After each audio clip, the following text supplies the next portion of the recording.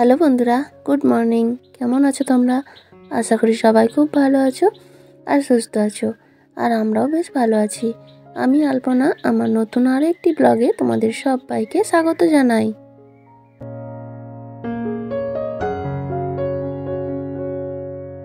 আজকের দিনটা হলো বৃহস্পতিবার, আর এখন বাজে ওই সকাল 7:30 মতো। তো আজকে এখন থেকে তোমাদেরকে সাথে নিয়ে আজকের ভিডিও শুরু করছি। আর পুরো ভিডিও জুড়ে থাকার অনুরোধ রইল। আশা করছি আজকের ভিডিও তোমাদের একটু হলেও ভালো লাগবে। আর যদি ভিডিওর কোথাও একটু ভালো লেগে থাকে তাহলে প্লিজ একটা লাইক কমেন্ট করে জানিও।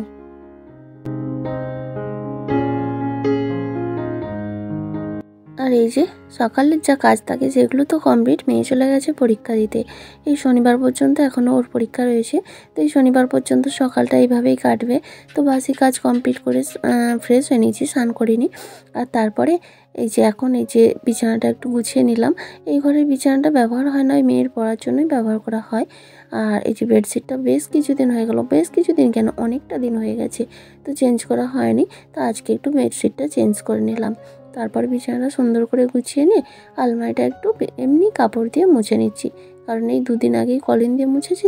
তো সেই কারণে আজকে এমনিই একটু মুছে নিচ্ছি। তো এখনও চাটা খায়নি, জানো তো। মেয়ে আসুক, ও 8টার মধ্যেই চলে আসবে। তো তোমাদের দাদাভাই তো ওকে দিয়ে সেখানেই রয়েছে, একেবারে ওকে নিয়ে আসবে। তারপরে চাটা খাওয়া দাওয়া করবো। তবে তোমাদের দাদাভাই আজকে নাইট করেছিল, আর ওই 4:30-4টের সময় এসে ঘুমিয়েছিল। আবার ওই 6টার সময় উঠে মেয়েকে নিয়ে গেছে। তো মনে হয় ও এসে ঘুমিয়ে পড়বে, কারণ আবার তো দুপুরে ডিউটি আছে। আর একটু ঘুম না হলে আবার ডিউটিও করতে পারবে না। তো এই ঘরটা পরিষ্কার করে এই ঘরে আর এলাম না, কারণ এই ঘরটা পরে গুছাবো। এই মুহূর্তে কিন্তু মেয়ে পরীক্ষা দিয়ে চলে এসেছে। তোমাদের দাদাভাই এসে আবার ঘুমিয়ে পড়ছে, ও চাটা কিছুই খাবে না। তো আমি চলে আসলাম রান্নাঘরে। আর এসে এই যে রান্নাঘরটা একটু পরিষ্কার করে নিচ্ছি। পরিষ্কার বলতে রান্নাঘরে সব কিছু তো ধুয়ে মিশে রাতেই রেখে দিই এখন মেয়ের স্কুলের জন্য বা পরীক্ষার জন্য। তো টেবিলটা একটু গুছিয়ে নিচ্ছি, আর এই মানি প্ল্যান্টটা একটু ধুয়ে নিলাম, আর জলটাও চেঞ্জ করে দিচ্ছি।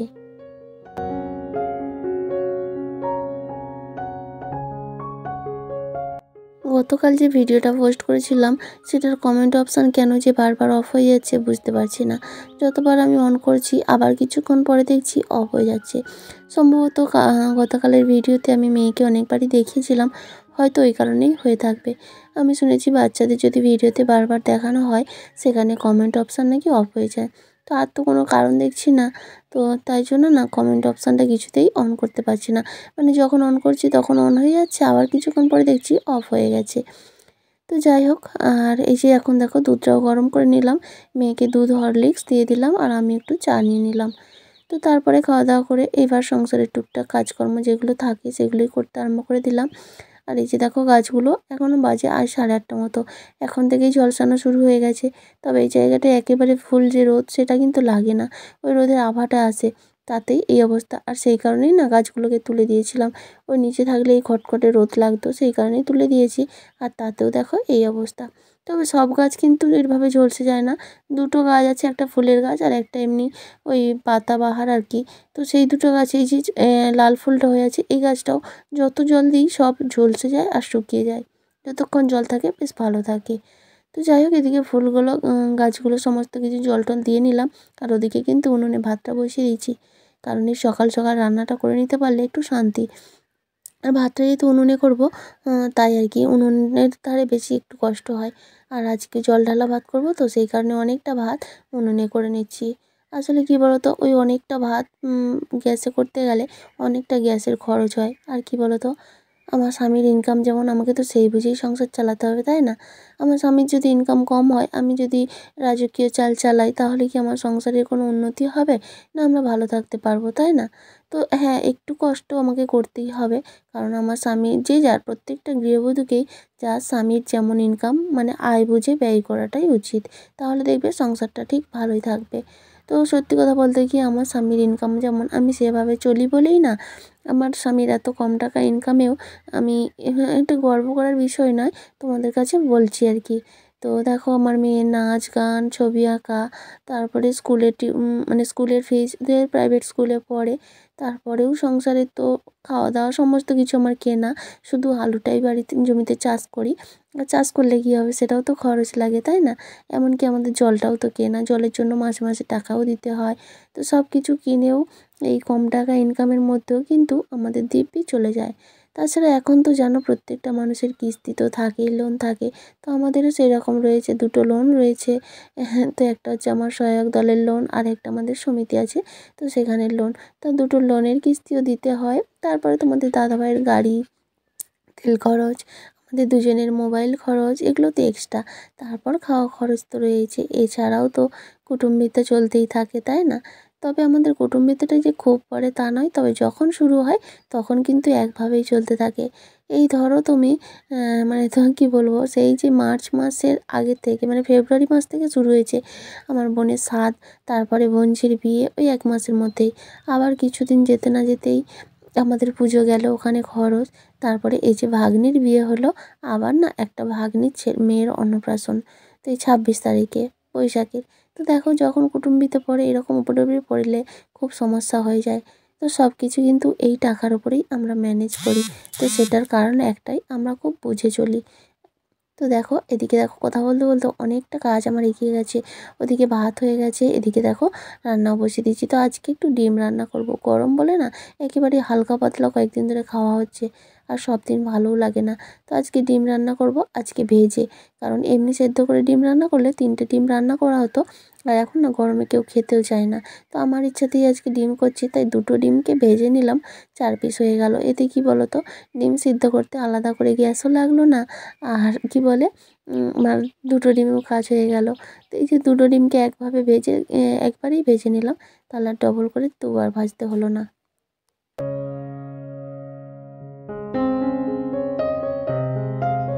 তো আজকেও সকালে ঘরের সামনে যে কুমড়ো গাছটা ছিল তাতে দেখি 4টে ফুল হয়েছে। তো দেখা যা তুলেও নিলাম। তো কুমড়ো ফুলের বড়া খেতে না ভীষণ ভালো লাগে। তো তুলে একটু পেঁয়াজ দিয়ে, বেসন দিয়ে, লবণ হলুদ দিয়ে একটু বড়াও ভেজে নিলাম।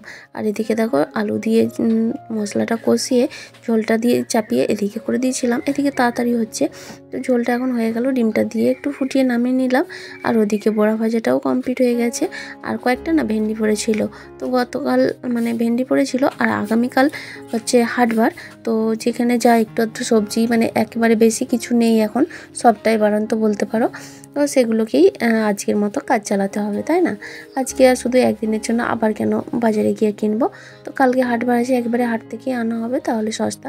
তবে এই মুহূর্তে এখন আর সবজি আমাদের বিশেষ কিছু কিনতে লাগবে না, কারণ জমিতে ওই যে ফসল লাগিয়েছি না, তো ঝিঙ্গে হয়েছে, বরবটি হয়েছে, কলমি শাক রয়েছে, বেগুন হচ্ছে, জানো তো। তো কয়েকদিন পরে উচ্চও হবে। তো যাই হোক, এই টুকটাক করে এগুলো করতে পারলেও কি বলতো, এগুলো দিয়েও একটু সাশ্রয় আর কি।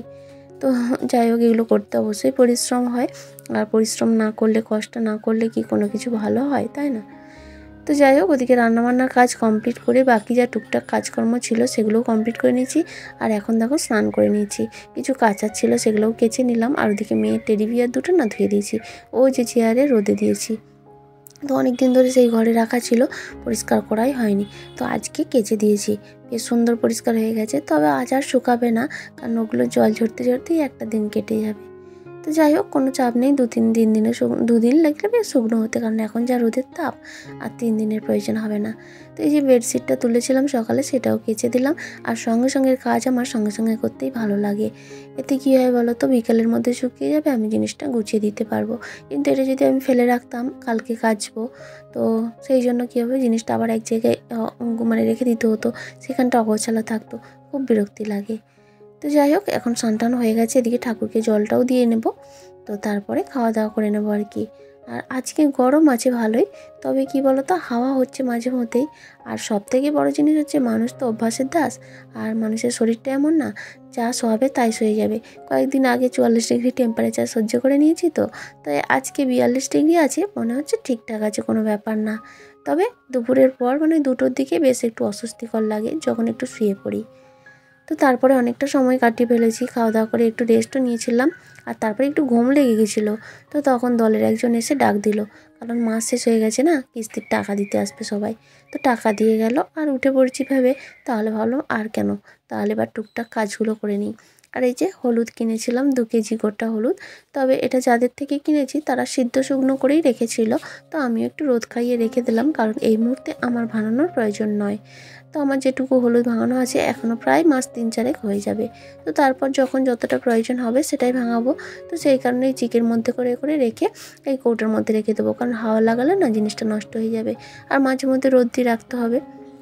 আর একসঙ্গে সবটা তো ভাঙাবো না, ওই 500 করে ভাঙাবো। তো কী বলো তো, এই যে একসঙ্গে 2 কেজি হলুদ কিনলাম, 2 কেজি হলুদের দাম হয়তো 250 টাকা, কিন্তু আমি যদি 10 টাকার করে হলুদ কিনতাম আমার 1 মাসও চলতো না। তো সেক্ষেত্রে হিসেব করে দেখতে গেলে 1 বছরে আমার কতটা লাগতো। যদি মাসে 40 টাকা করে হয় তাহলে 12 মাসে 4-12 48 টাকা, তো প্রায় 480 টাকার মতো হলুদ লেগে যেত। সেক্ষেত্রে আমার 250 টাকার হলুদ 1 বছরেরও বেশি হয়ে যাবে। এইভাবেই আর কি টুকটাক বুঝে সংসারটাকে চালাই বলেই আমার সংসারে এত খরচ সত্ত্বেও, কম ইনকাম সত্ত্বেও কিন্তু অভাব জিনিসটা আসে না।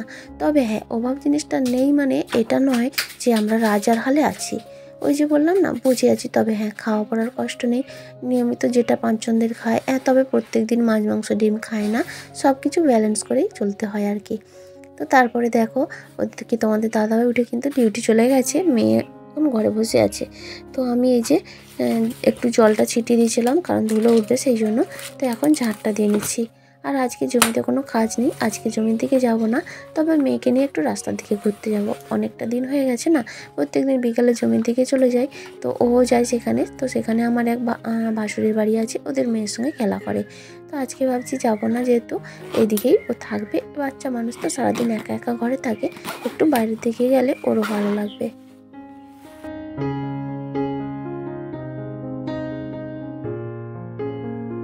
তো বন্ধুরা, আমার আজকের ভিডিওটা তোমাদের কেমন লাগলো অবশ্যই একটা কমেন্ট করে জানিও। আর যদি কোথাও ভালো লেগে থাকে তাহলে প্লিজ একটা লাইক করে দিও। আর চাইলে তোমরা ভিডিওগুলো শেয়ারও করতে পারো। আর আজকের ভিডিওতে যদি তুমি নতুন বন্ধু হয়ে থাকো, চাইলে চ্যানেলটা সাবস্ক্রাইবও করতে পারো।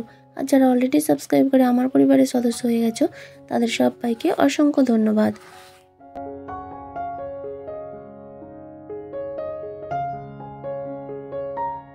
আর ওদিকে কাজ বাজ সব কমপ্লিট হয়ে গেছে, এখন একটু ফ্রেশ হয়ে নিয়েছি। তো আজকে যেহেতু বৃহস্পতিবার, ভাবলাম একটু আলতা পরে নিই, অনেক দিন না পরা হয় না। আর বিয়ের আগে না আমি আলতা পরতে ভীষণ পছন্দ করতাম, দেখতাম মা কাকিরা বৃহস্পতিবার হলে পরতো, তো আমিও পরতাম। এখনও যে পছন্দ করি না তাই নয়, পরি, পছন্দও করি আর পরি, তবে সব দিন হয়তো মনে থাকে না। তো আজকে যেহেতু মনে পড়লো তাই ভাবলাম পরেই নিই। তো আলতা পরতে না আমার ভীষণ ভালো লাগে, কেন জানি না, ভীষণ পছন্দ হয়। আর আলতা পরলে পাগুলো না বেশ সুন্দর লাগে, আমার বলে বলছি না, প্রত্যেকটা মানুষকে, প্রত্যেকটা মেয়ে মানুষ যদি আলতা পরে না তাদের পাগুলো ভীষণ সুন্দর লাগে। তো মেয়েকেও ডাকলাম, চলাই তোরকেও পরিয়ে দিই। তো আমার মেয়ের পাগুলো বেশ লম্বা লম্বা, দেখতেও সুন্দর লাগে। তো ওকে আলতাটা পরালে, ওই নাচের সময় তো পা ভর্তি করে আলতা পরায়, ভীষণ সুন্দর লাগে। তাই ও চাইছিল না পরতে, তাই ভাবলাম চলাই পরিয়ে দিই, বলে জোর করতে পরাচ্ছি। তো দেখো এখন ওর পায়ে সুরসুরি লাগছে, তাই হাত পা রকম ছিটাচ্ছে। তো যাই হোক, এখন আলতা পরিয়ে নিই, তারপর তোমাদেরকে দেখাবো ওর পাটা কত সুন্দর লাগে।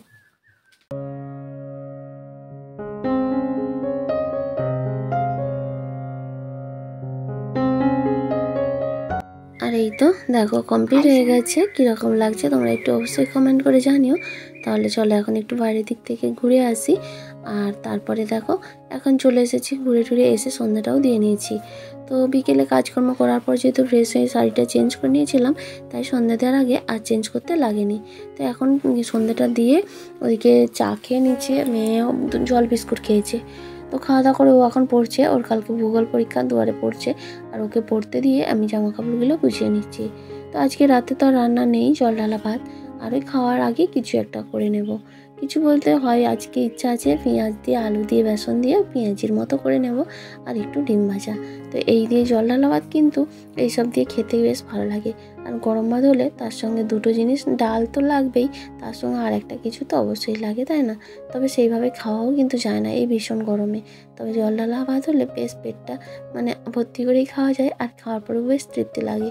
তবে বাচ্চা আছে বলে রেগুলার করতে পারছি না, তাও তো এই দিন কয়েকদিন বেশ পরপর হয়ে গিয়েছিলো। মাঝে গতকাল গরম ভাতই করেছিলাম, আজকে আবার জল ঢালা ভাত করেছি।